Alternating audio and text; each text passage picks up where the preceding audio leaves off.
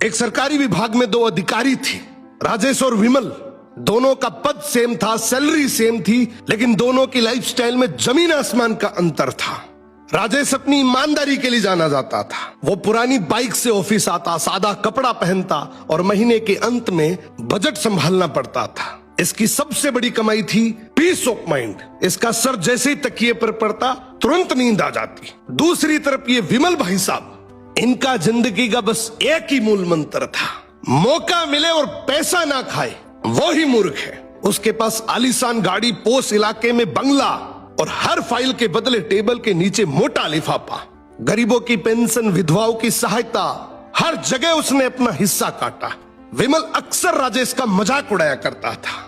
राजेश तो ये ईमानदारी का चोला पहनकर जिंदगी भर साइकिल ही चलाता रहेगा। मुझे देख, 5 साल में सब कुछ बना लिया। राजेश बस मुस्कुराकर कहता, मैं नींद कमाता हूं तो बिस्तर। अब कर्म का हिसाब देर से खुलता है, लेकिन जब खुलता है तो ब्याज सहित लौटता है। विमल के बेटे का जन्मदिन था। तोहफे में उसने बेटे को एक महंगी सुपर बाइक दी। वही बाइक जो रिश्वत के पैसों से खरीदी गई थी। उसी रात बेटा नशे में बाइक चला रहा था, भीषण एक्सीडेंट हुआ। विमल का फोन बजा, उसके होश उड़ गए। डॉक्टर बोला आपका बेटा कोमा में है, हालत गंभीर है, कई सर्जरी होगी, लाखों का खर्च आएगा। विमल चीख पड़ा, पैसे की चिंता मत करो, बस मेरे बेटे को बचा लो।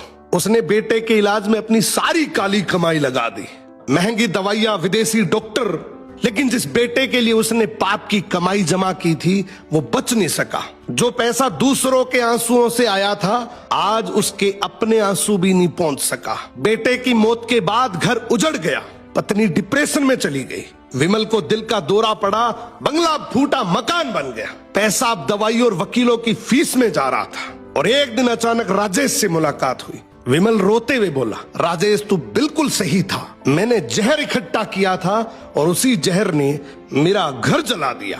भभकती आवाज में बोला, यार मैं अपने बेटे का कातिल हूँ। जिंदगी में याद रखना, हराम की कमाई हराम के रास्ते से ही जाती है। ये रील टैग करो उस दोस्त को जो सरकारी कर्मचारी है। अगर वो ईमानदार है तो इस रील को देखने के बाद वो बहुत खुश होगा।